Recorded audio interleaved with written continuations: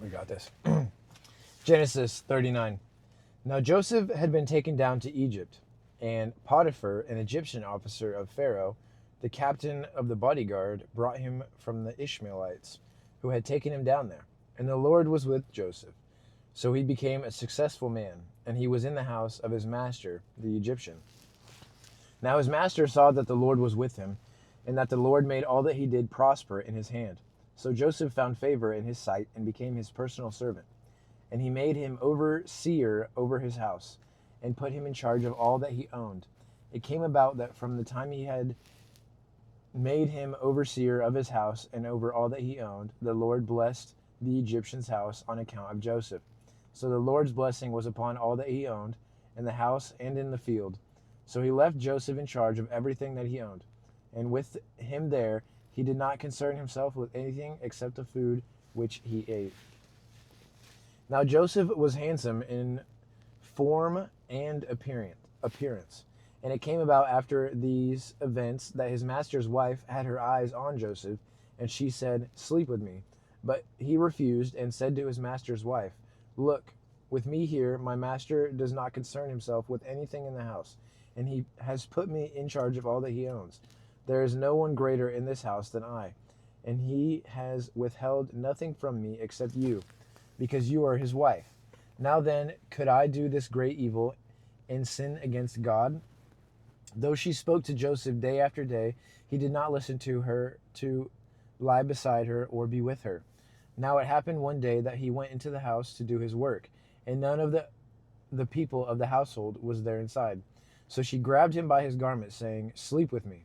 But he left his garment in her hand and fled, and went outside.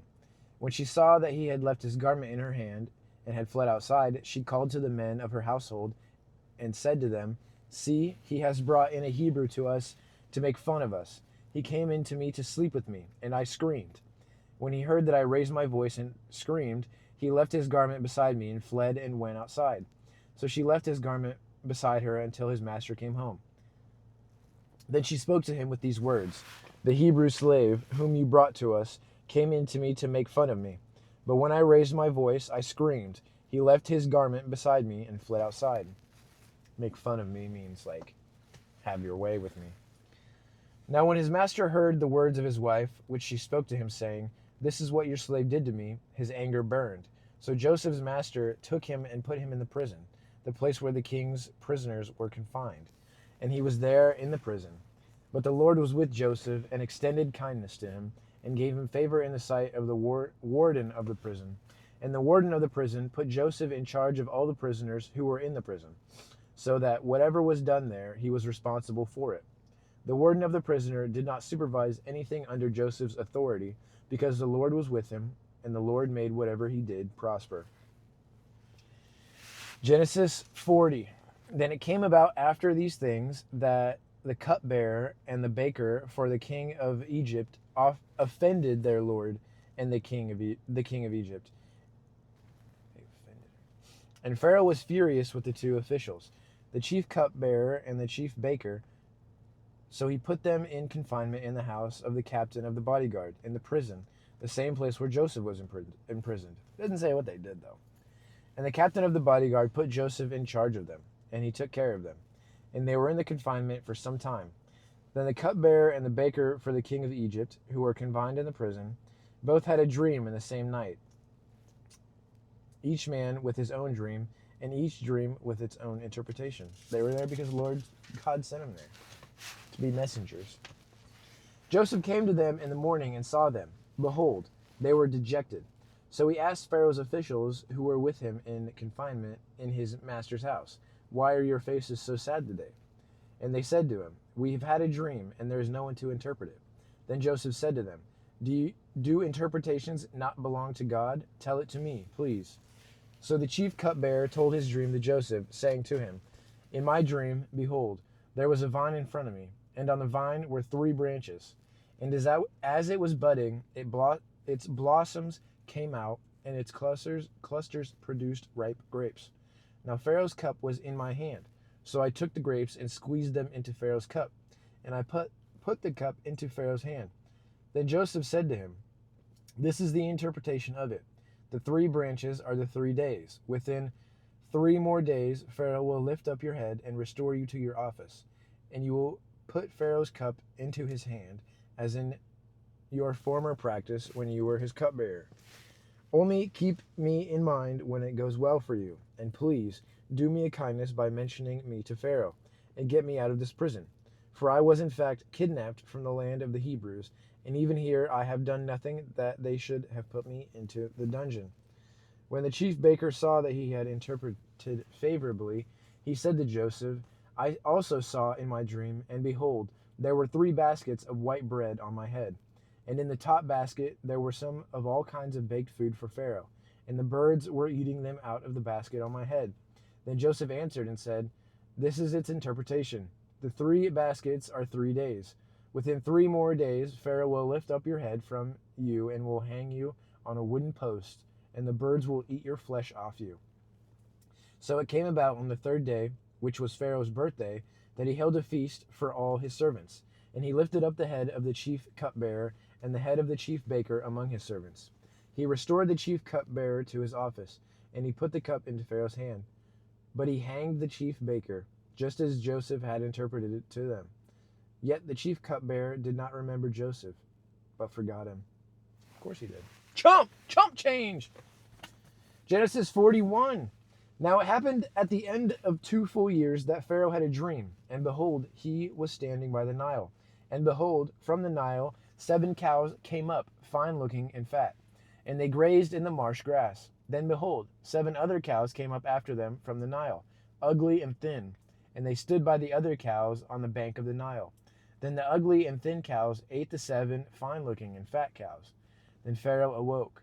But he fell asleep and dreamed a second time, and behold, 7 ears of grain came up on a single stalk, plump and good.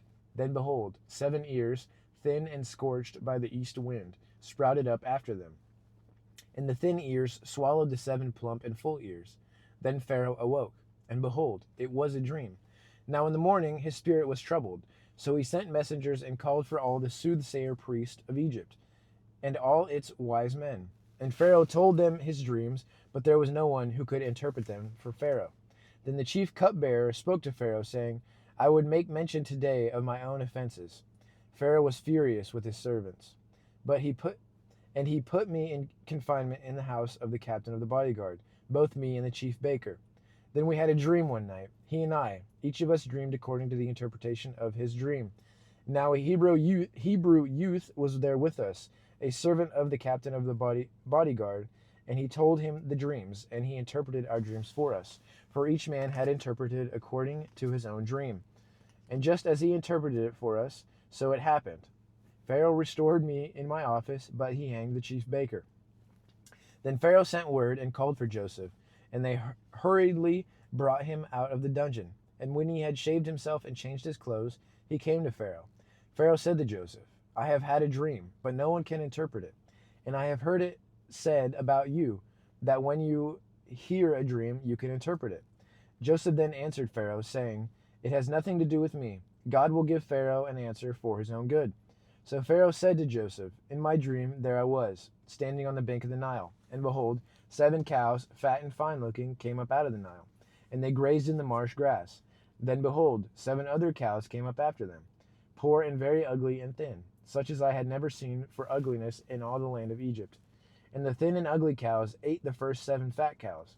Yet when they had devoured them, it could not be detected that they had devoured them, for they were just as ugly as before. Then I awoke. I saw also in my dream, and behold, 7 ears of grain, full and good, came upon a single stalk. And behold, 7 ears, withered, thin, and scorched by the east wind, sprouted up after them. And the thin ears swallowed up the 7 good ears. Then I told it to the soothsayer priest, but there was no one who could explain it to me. And Joseph said to Pharaoh, Pharaoh's dreams are one and the same. God has told to Pharaoh what he is about to do. The 7 good cows are 7 years, and the 7 good ears are 7 years. The dreams are one and the same. The 7 thin and ugly cows that came up after them are 7 years, and the 7 thin ears, scorched by the east wind, will be 7 years of famine. It is as I have spoken to Pharaoh.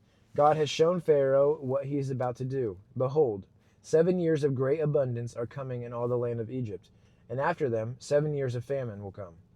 And all the abundance will be forgotten in the land of Egypt, and the famine will ravage the land, so the abundance will be unknown in the land because of that subsequent famine, for it will be very severe. Now, as for the repeating of the dream to Pharaoh twice, it means that the matter is confirmed by God, and God will quickly bring it about. So now let Pharaoh look for a man discerning and wise, and appoint him over the land of Egypt. Let Pharaoh take action to appoint overseers in charge of the land, and let him take a fifth of the produce of the land of Egypt as a tax in the 7 years of abundance. Then have them collect all the food of these good years that are coming, and store up the grain for food in the cities under Pharaoh's authority, and have them guard it. Let the food be used as a reserve for the land for the 7 years of famine which will occur in the land of Egypt, so that the land will not perish during the famine. Now the proposal seemed good to Pharaoh and to all his servants. Then Pharaoh said to his servants, "Can we find a man like this, in whom there is a divine spirit?" So Pharaoh said to Joseph, "Since God has informed you of all this, there is no one as discerning and wise as you are. You shall be in charge of my house, and all my people shall be obedient to you. Only regarding the throne will I be greater than you." Pharaoh also said to Joseph, "See, I have placed you over all the land of Egypt." Then Pharaoh took off his signet ring from his hand and put it on Joseph's hand, and clothed them in garments of fine linen, and put the gold necklace around his neck.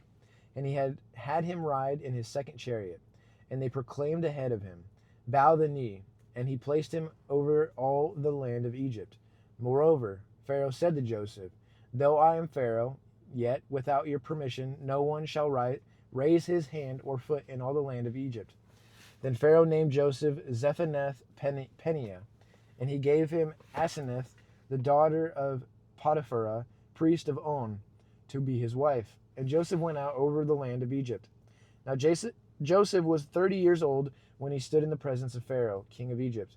And Joseph went out from the presence of Pharaoh and went through all the land of Egypt. During the 7 years of plenty, the land produced abundantly. So he collected all the food of these 7 years which occurred in the land of Egypt, and put the food in the cities. He put in every city the food from its own surrounding fields. Joseph stored up grain in the great abundance like the sand of the sea, until he stopped measuring for it was beyond measure. Said, "God has made me forget all my trouble and all my father's household." And he named the second Ephraim, for he said, "God has made me fruitful in the land of my affliction." When the 7 years of plenty which had taken place in the land of Egypt came to an end, and the 7 years of famine began to come, just as Joseph had said, then there was a famine in all the lands. But in the land of Egypt there was bread. So when all the land of Egypt suffered famine, the people cried out to Pharaoh for bread. And Pharaoh said to all the Egyptians, "Go to Joseph. Whatever he says to you, you shall do." When the famine was spread over the entire face of the earth, then Joseph opened all the storehouses and sold grain to the Egyptians. And the famine was severe in the land of Egypt.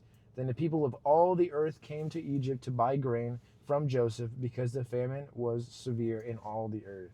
That's wild. To think back, like 2,000 years, everybody, all the countries were, it's like Pangea, I feel like. Not Pangea, it wasn't that long ago, but the world at that time was everybody in the Middle East, Europe, the other side of the world. Guess it could have got there through Alaska, through Russia, up on and over. It's a long ways. That's a long trip. This is a long video. I'm ending it though. God bless.